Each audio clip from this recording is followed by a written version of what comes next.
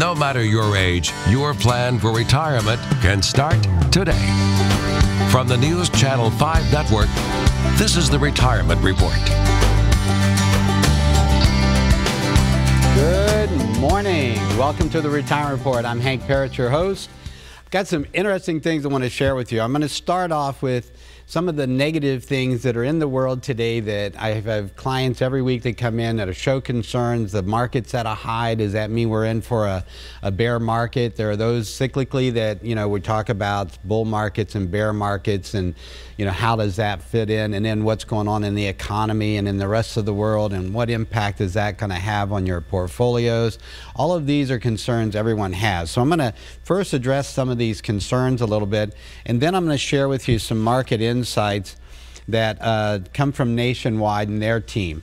And this one it's kind of interesting, giving some positives and putting in some perspective as far as how the market cycles work and some of the things that are going on in the economy, not only here in the United States but around the world, and what impact we've got a team of CFAs that have done this analysis, and they're going to share in these pages, and I'm going to share with you some of the things going on and put in perspective how that works with regards to the markets and forecasts in this. And this is the most up-to-date forecast for the second quarter. So basically, what we're going to do is try to read the tea leaves a little bit of what's out there, hopefully give you a little bit of confidence in terms of how you're investing. But the key, again, is how you're investing, okay? One of the things that comes into play when you're investing in any time, whether it's a strong bull market like we're in the midst of, or like we're in right now, we won't say in the midst of, but that we're in right now. This is the second longest bull market on record, in fact, in history. Now, what does that mean? Does it mean it's going to continue? There's some in this analysis that show that, yes, it possibly could.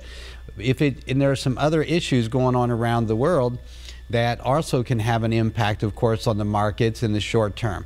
The key is how you're invested can help you ride through good times and bad, and it's understanding how to do that, and that's what ultimately we want to get to today.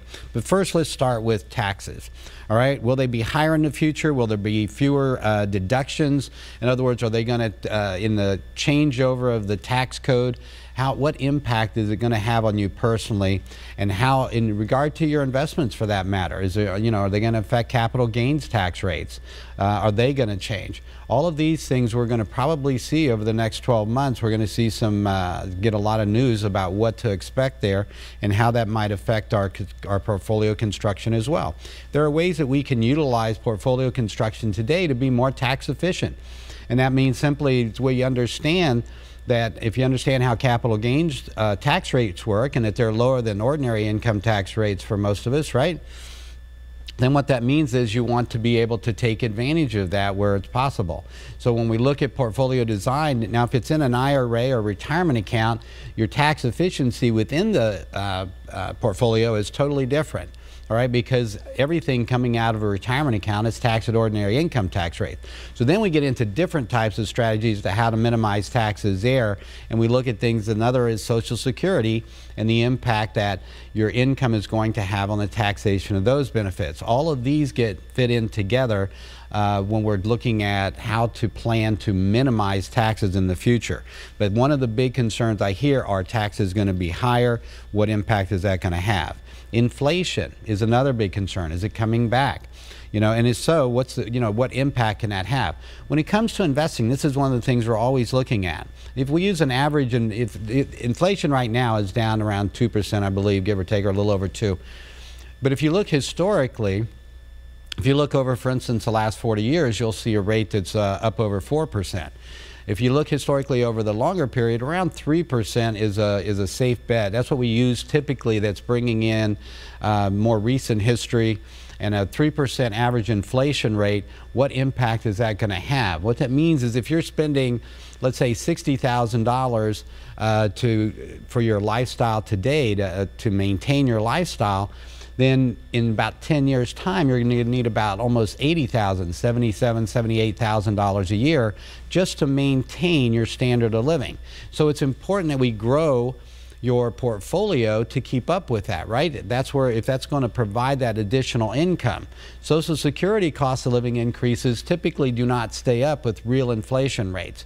So when you're looking at Social Security historically going up at around 2%, same thing with most pensions, and you've got inflation at around 3%, you can see where you're going to also lose ground there. You have to make that ground up in your investment plan. This is why when you put everything, it'd be nice if we could just put it all right in a checking or a savings account where it'd be safe, it'd be 100% liquid, and we could earn 5 or 6. Unfortunately, it doesn't exist. We're never going to see that. We're always going to see, as those interest rates go up, we're going to see that impact on inflation as well. And of course, again, the wild card of taxes in there, depending on your situation. So how to invest, again, to stay ahead of inflation is a key part.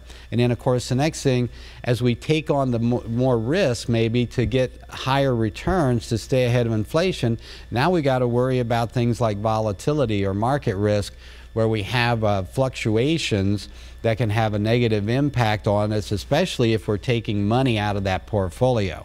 That can cause you to have, if you go through a period where you have big losses and you're taking money at the same time, your recovery period from that market downturn is going to be much longer.